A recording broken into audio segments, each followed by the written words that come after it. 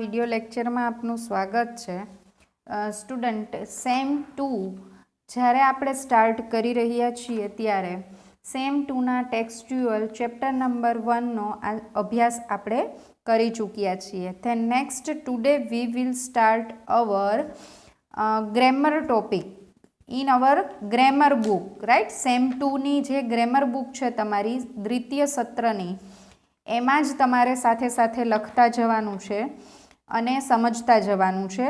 સરસ રીતે સમજતા જો લખશો તો તમારે ગ્રેમરના ટોપિક પણ સાથે સાથે ક્લિયર થતા જશે, રાઈટ.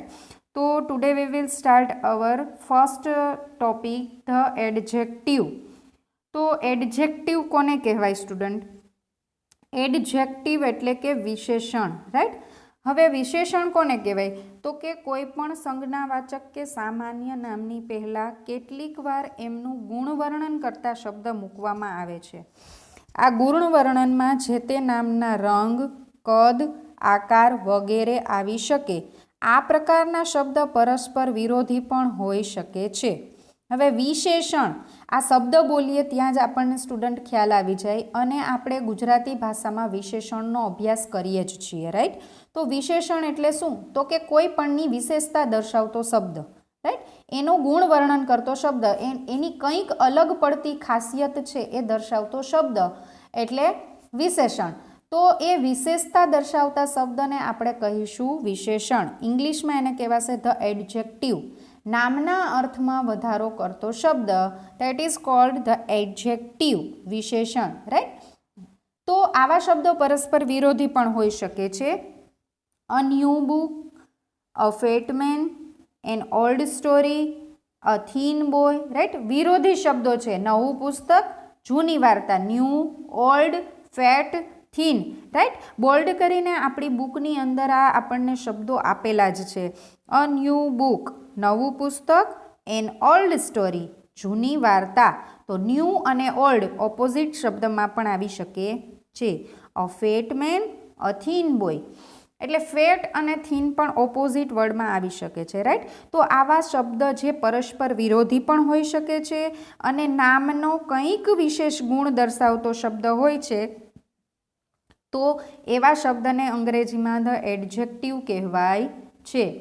એક્ઝામ્પલ્સ જોઈએ. This is a big room, આ મોટો ઓરડો છે.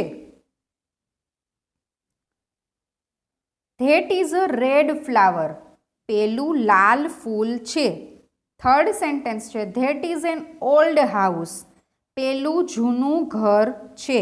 હવે ઉપર આપેલા બધા જ વાક્ય આપણે જોઈએ તો એમાં વિશેષણ છે એ હંમેશા નામની પહેલાં મુકાયું છે.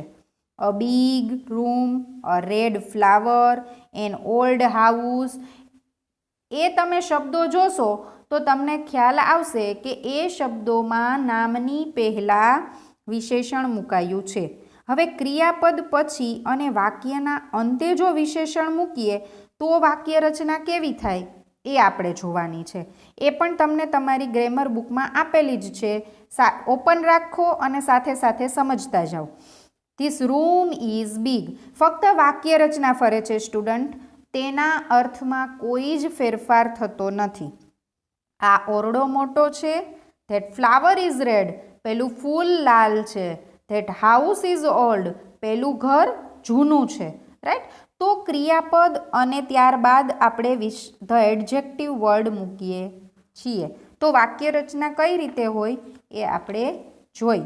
હવે આપણે જોઈએ કે બંને પ્રકારના ઉદાહરણ ઉપરથી આપણને સમજાયું હશે કે નામની પહેલાં જો વિશેષણ મૂકવામાં આવે તો વિશેષણના ઉચ્ચાર પ્રમાણે આર્ટિકલ એ કે એન આવે છે.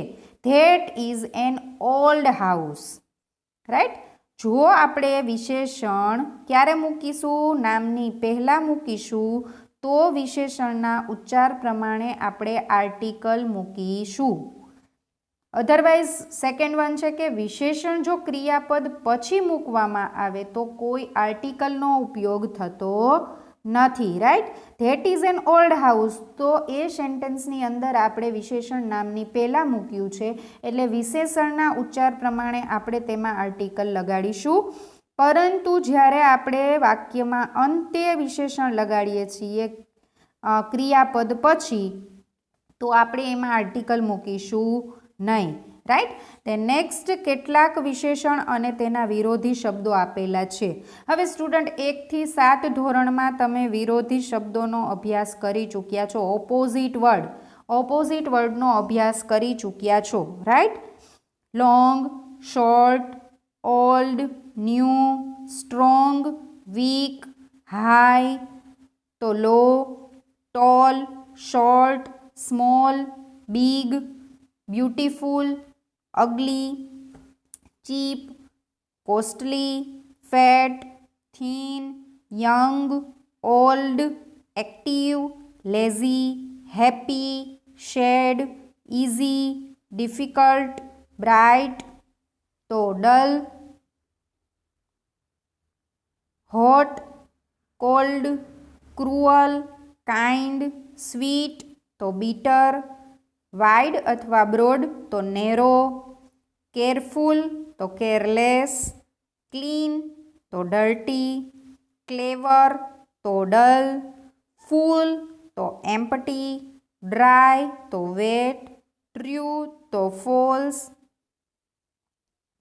ફૂલિશ તો વાઇઝ, હાર્ડ તો સોફ્ટ, ડિફિકલ્ટ તો easy, heavy, light, honest, dishonest, rich, poor, pure, impure, rough, smooth, real, artificial, thick, thin, visible, invisible, fast, slow. તો આ રીતે આપણે વિરોધી શબ્દો ગુજરાતી ભાષામાં આપણે જોતા જોઈએ. લાંબુ તો ટૂંકું, જૂનું તો નવું, ઊંચું તો નીચું, કઠણ તો નરમ, ભારે તો હળવું, રાઈટ. તો આવા વિરોધી શબ્દો છે એને જ આપણે વિશેષણ કહી શકીએ, રાઈટ. તો આ બધા જ શબ્દો અંગ્રેજી ભાષાની અંદર તમારી ગ્રામર બુકમાં તમને આપેલા જ છે. હવે એનો અભ્યાસ આપણે કરીએ તો આપણને ખ્યાલ આવે કે આ બધા જ શબ્દો છે એ વિશેષણ દર્શાવતા શબ્દ છે.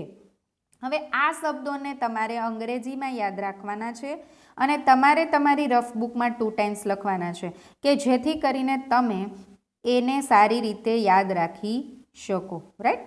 હવે આપણે એક્સરસાઇઝ જોઈએ, તમારી ગ્રામર બુકમાં આપેલી છે એ જ.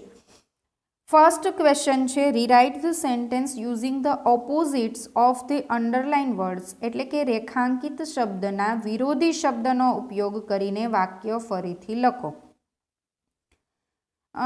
રેખાંકિત શબ્દ એટલે કે અંડરલાઇન કરેલો જે વર્ડ છે એનો ઓપોઝિટ વર્ડ લખવાનો અને વાક્યને તમારે ફરીથી લખવાનો થાય છે. હવે ઓપોઝિટ વર્ડ જ્યારે લખો ત્યારે તમારે આર્ટિકલનું ધ્યાન રાખવાનું કે ઉચ્ચાર પ્રમાણે તેમાં આર્ટિકલમાં ફેરફાર કરવો પડે. હવે એક્ઝામ્પલ છે Bholu is a thin boy, તો થીનનું થશે ફેટ, જે તમને તમારી ગ્રામર બુકની અંદર આપેલું જ છે, રાઈટ. તો Bholu is a fat boy. એવી જ રીતે ફર્સ્ટ વન સેન્ટેન્સ છે Ratan is a dishonest man. ડિસઓનેસ્ટનું થશે honest man. Ratan is an honest main.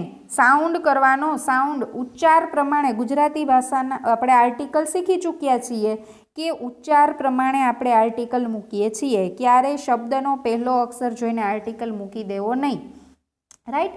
ઓનેસ્ટમાં H silent છે અને આપણે ઓનેસ્ટ બોલીએ છીએ, ઉચ્ચાર સ્વર જેવો છે એટલે આર્ટિકલ એન મૂકેલો છે આન્સરમાં.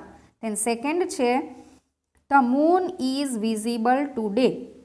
તો વિઝિબલ છે તો વિઝિબલનું થશે ઇનવિઝિબલ.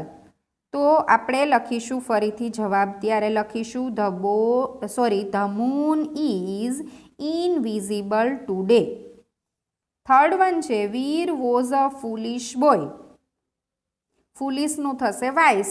થર્ડ વન આન્સર લખીશું વીર વોઝ અ વાઇસ બોય. ફૂલિશનું લખીશું વાઇસ, રાઈટ. ધેન ફોર્થ છે climbing a mountain is very easy. Easy નીચે અંડરલાઇન છે એટલે એ જ શબ્દ તમારે ફેરવવાનો છે. ઇઝીનું થશે opposite word difficult. Climbing a mountain is very difficult. Fifth છે look at that ugly bird. અગલીનું થશે બ્યુટીફુલ, તો તમે લખી શકો answer look at that beautiful bird. Right. Sixth છે Piyush is a tall boy. ટોલનું થઈ જશે short. Piyush is a short boy. Right. Seventh છે ધ રિવર ઇઝ એમ્પ્ટી. એમ્પ્ટીનું થશે full. The river is full. Right. તો આ રીતે તમને 7 સેન્ટેન્સના આન્સર મેં તમને લખી અને સમજાવ્યું કે તમારે કઈ રીતે આ સેન્ટેન્સના આન્સર લખવા જોઈએ. રાઈટ. જે અંડરલાઇન કરેલો વર્ડ છે એનો ઓપોઝિટ વર્ડ તમારે તમારા જે વિશેષણ અને તેના વિરોધી શબ્દ આપેલા જ છે તમારી ગ્રામર બુકમાં એમાંથી શોધી અને તમારે વાક્યને ફરીથી લખવાના છે. તો એ મેં તમને 7 વાક્ય સમજાવ્યા. એવી જ રીતે તમારે બાકીના વાક્યોને તમારી ગ્રામર બુકની અંદર જ પેન્સિલથી અથવા તો તમને એમ છે કે આવડી ગયા છે સરસ રીતે તો પેનથી તમારી પ્રેક્ટિસ માટે તમારે લખવાના છે જાતે. રાઈટ. ધેન સેકન્ડ ક્વેશ્ચન છે fill in the blanks with the correct words from the brackets. હવે બ્રેકેટ્સની અંદર તમને થોડા શબ્દો આપેલા છે. રાઈટ. કૌંસમાં. તો એ કૌંસમાંના શબ્દોને તમારે પહેલાં સમજવાના થાય. સેડ એટલે દુઃખી, પુઅર એટલે ગરીબ, સ્ટ્રોંગ એટલે મજબૂત, સરપ્રાઇઝડ એટલે કહીએ ને કે આમ એક આશ્ચર્યની વાત છે, કોન્ફિડન્ટ એટલે એકદમ હિંમતપૂર્વક, ટ્રુ એટલે સાચું, હેપી એટલે ખુશ, સોફ્ટ એટલે નરમ, એંગ્રી એટલે ગુસ્સે, બોલ્ડ એટલે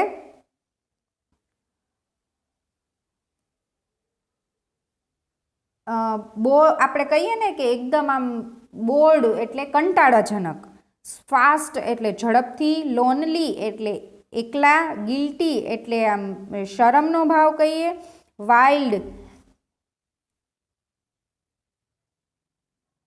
એટલે જંગલી, થીક એટલે જાડું. તો આ બધા શબ્દોના ગુજરાતી મિનિંગ આપણને આવડતા હોય ત્યારે આપણે પ્રથમ તો શું કરીએ કે જ્યારે આપણે ખાલી જગ્યામાં મૂકવાના થાય ત્યારે ખાલી જગ્યાને પ્રથમ તો ગુજરાતી ભાષામાં સમજવાનો પ્રયત્ન કરીએ. ત્યારબાદ યોગ્ય શબ્દ આપણે એ ખાલી જગ્યામાં મૂકીશું. ફર્સ્ટ છે Sagar won the match. Sagar match જીત્યો હતો. હી ઇઝ, તો મેચ જીત્યા હોય ત્યારે એમાં કેવો ભાવ હોય તો આપણે કહીશું સરપ્રાઇઝડ. તો Sagar won the match, he is surprised. એને આશ્ચર્ય થઈ ગયું હતું ને એટ ધેટ ટાઈમ, આશ્ચર્ય થયું હોય કે હું મેચ જીતી ગયો. દેન સેકન્ડ વન છે there is no one at home so Mirabai is. તો there is no one at home, ત્યાં ઘરે કોઈ જ ન હતું. સો મીરાબાઈ ઇઝ, તો મીરાબાઈ કેવા હતા તો કે લોનલી, એકલા હતા. થર્ડ વન છે I have got good marks. મેં ગુડ માર્ક્સ મેળવ્યા. આઈ એમ, તો કે હેપી, હું ખુશ છું. Anand lied to his mother. He is feeling guilty. Lied એટલે ખોટું બોલવું. આનંદ છે એના મમ્મી પાસે ખોટું બોલ્યો. હી ઇઝ ગિલ્ટી, તો એને કેવો ભાવ હતો, શરમનો ભાવ હતો. એને આમ અંદરથી સંકોચ થતો હતો કે હું મમ્મી પાસે ખોટું બોલ્યો હતો. રાઈટ. દેન ફિફ્થ વન છે Sanjay is confident that he will stand first in the class. એને કોન્ફિડન્ટ હતો કે તે ક્લાસમાં ફર્સ્ટ જ હશે. વિલ એટલે ભવિષ્યકાળ છે. તેને કોન્ફિડન્ટ હતો કે દ્રઢ નિશ્ચય હતો કે હું ક્લાસમાં ફર્સ્ટ હોઈશ. રાઈટ. દેન સિક્સ્થ વન છે we are bold of sitting at in the house. Right. તો આ આપણે ઘરની અંદર આપણા લોકડાઉન દરમિયાન આ અનુભવેલું છે કે આપણને ઘરમાં જ બેસી રહેવું કંટાળાજનક લાગતું હોય છે. સેવન્થ છે are there blank animals in the zoo. તો કેવા એનિમલ્સ ઝૂમાં છે તો આપણે કહી શકીએ wild. Are there wild animals in the zoo. જંગલી પ્રાણીઓ ઝૂમાં છે.